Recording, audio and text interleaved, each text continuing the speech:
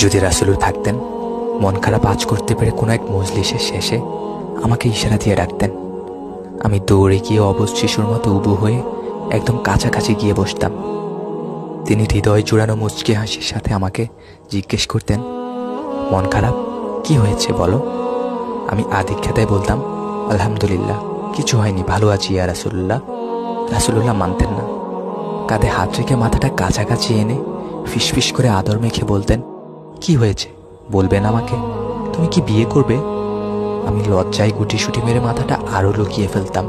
ক্ষণ কয়েকবার মাথাটা অল্প তুলে অনুযোগের স্বরে হযরত জুলাইবিব রাদিয়াল্লাহু আনহুর মতো বলতাম, আমি এক দরিদ্র যুবক, আমাকে কে বিয়ে করবে ইয়া রাসূলুল্লাহ?